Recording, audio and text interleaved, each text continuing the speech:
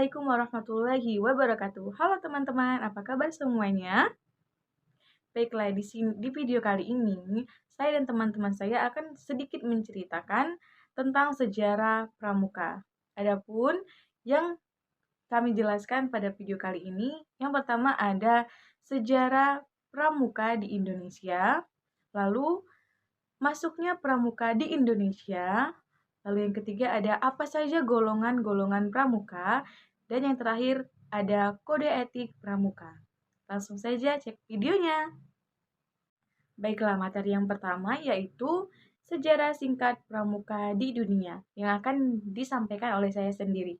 Sebelumnya, perkenalkan saya Tarisa Putri, NPM 5020070 dari Prodi PGSD.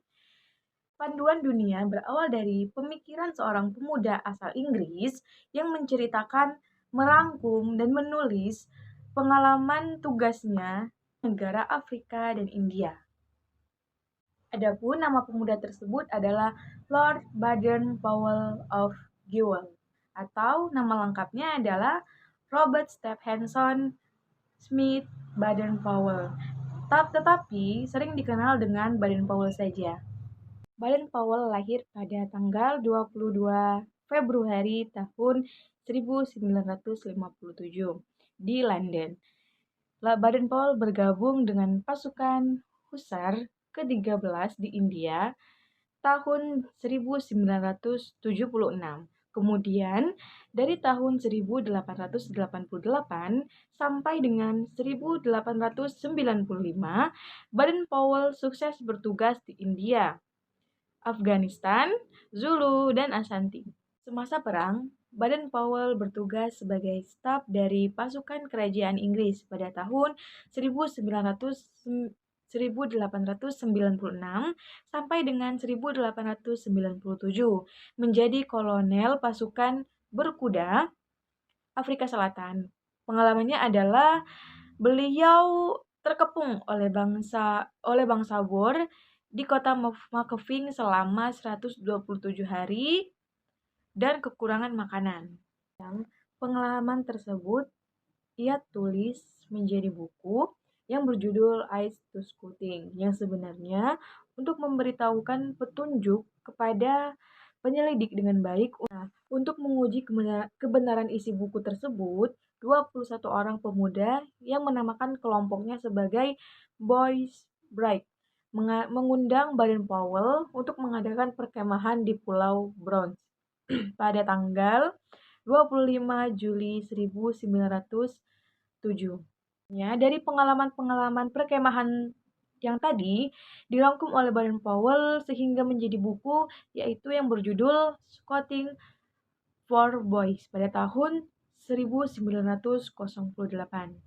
Anak muda tadi mengubah nama kelompoknya yang dari Boys Brigade menjadi Boy Scout dan menjadikan buku Scouting for Boys sebagai buku panduannya. Kemudian, ajaran Baden-Powell ini berkembang dan berdirilah organisasi kepanduan-kepanduan yang semua hanya untuk anak laki-laki saja, yang berusia penggalang, yang dinamakan Boy Scout. Sejalannya dengan waktu, berdiri lagi organisasi pramuka yang bernama untuk wanita yang bernama Girl Guides atas bantuan Agnes, yaitu adik Baden-Powell, dengan buku panduannya sendiri yaitu Girl Guides yang terbit pada tahun 1918. Pada tahun 1929, Baden-Powell mendapatkan gelar kehormatan yaitu Lord, hingga namanya menjadi Lord Baden-Powell of Gewel dengan julukan Bargon. Gelar tersebut diberikan oleh Raja George V. Kemudian beliau kembali ke Afrika, ke tanah yang ia cintai, dan menghabiskan waktu tuanya di Nyeri, Kenya. Dan beliau wafat pada tanggal 8 Januari 1941. Mungkin itu saja materi sejarah singkat pramuka di dunia. Dan materi-materi selanjutnya akan dijelaskan oleh teman-teman saya. Perkenalkan, nama saya Dinda Firanita, NPM 5020082. Baiklah, kali ini saya akan menyampaikan materi tentang masuknya pramuka di Indonesia. Masuknya pramuka di Indonesia dimulai sejak tahun 1912.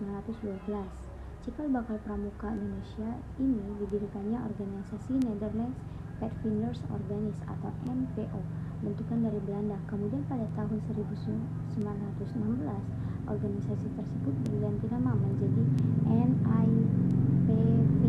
Pada tahun 1916 dibentukkanlah organisasi kepemudaan bentukan bangsa Indonesia yang bernama Netherlands Pathfinders Organis yang disepakati prakarsai oleh Mangkunegara ke-7.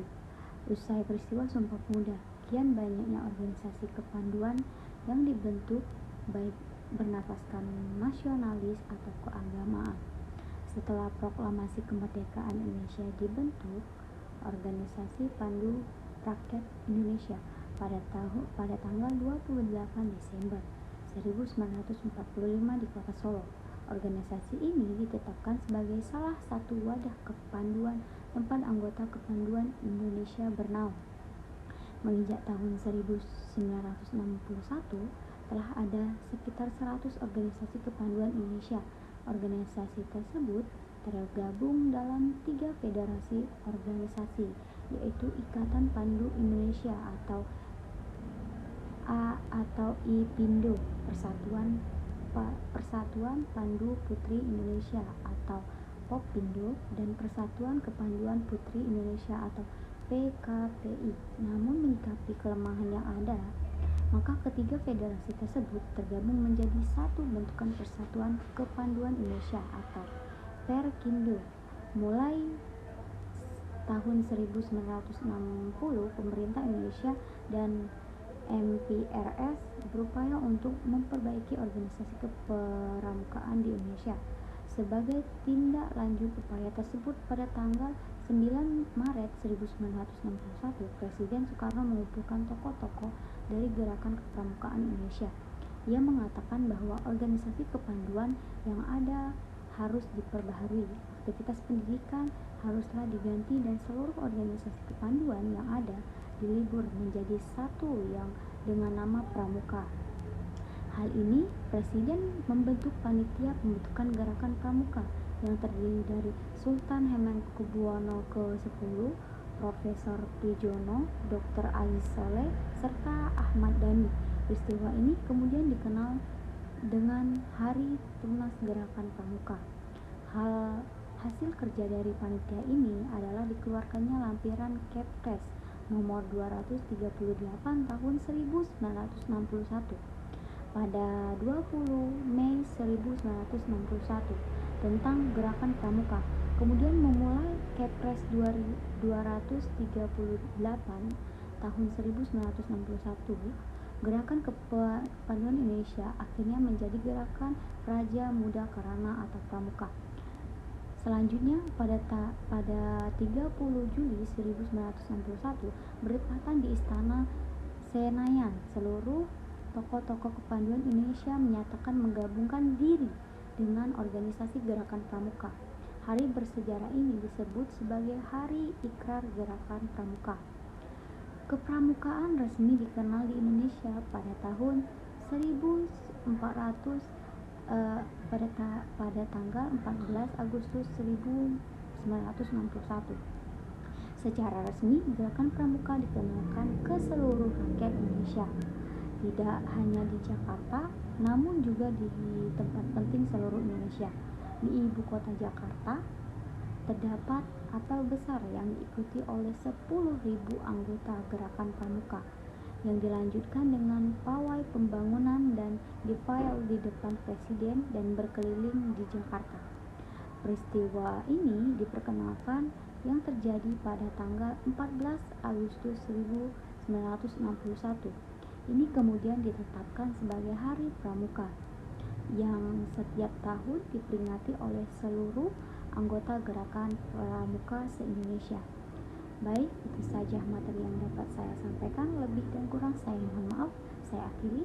Wassalamualaikum warahmatullahi wabarakatuh. Selanjutnya, yaitu pada gerakan pramuka terdapat tingkatan ataupun golongan yang berdasarkan umum. Tingkatan tersebut terbagi menjadi 4. Yang pertama yaitu siaga, yang kedua panggelang, sedangkan yang ketiga panega, yang keempat siaga pendaga. Selanjutnya, yang pertama yaitu siaga. Siaga merupakan tingkatan pramuka yang terdiri dari anggota-anggota muda. Siaga biasanya beranggota anak-anak berumur 7-10 tahun. Kegiatan dari pramuka siaga biasanya memiliki ciri tersendiri. Contohnya adalah dinamis, kekeluargaan, berkarakter, dan juga menggembirakan. Hal ini karena siaga beranggota anak-anak hingga kegiatan akan lebih mudah daripada sederhana. Terdapat 3 kecakapan umum. Yang pertama siaga mula, siaga bantu, dan juga siaga tata. Sementara kecakapan khusus diantaranya yang pertama SKK, Purwa, Merdaya, dan Utama. Yang kedua yaitu Panggelang. Panggelang adalah anggota pramuka yang berumur 11-15 tahun. Kegiatan yang dilakukan oleh pramuka Panggelang biasanya lebih progresif dan menantang, berkarakter, serta dinamis. Pada gerakan pramuka terdapat golongan pendega. Apa saja sih penggolongannya? Yang pertama itu panggalang ramu, penggarang rakit, dan juga pengarang terapan. Sedangkan yang ketiga yaitu pandega. Pandega adalah anggota gerakan pramuka yang biasanya berumur 16-20 tahun. Pada gerakan pramuka terdapat lembaga yang memberikan pendidikan khusus yang disebut sebagai satuan karya pada pramuka bergerak. Terdapat SKH UT, tersebut tingkatan ataupun pandega bentara dan juga laksana. Selanjutnya poin keempat yaitu pandega. Pandega adalah anggota pramuka yang berusia antara 21-25 tahun, disebut dengan sebagai senior rover. Kewajiban utama dari pandega membina diri sehingga dapat tidak merepotkan orang lain, lebih mandiri, dan usaha mempersiapkan diri dalam bentuk pengetahuan. Jadi, golongan pramuka pandega yang pertama yaitu panggelang ramu, panggelang raki, dan juga panggelang terapan. Langsung materi selanjutnya akan disampaikan oleh teman saya.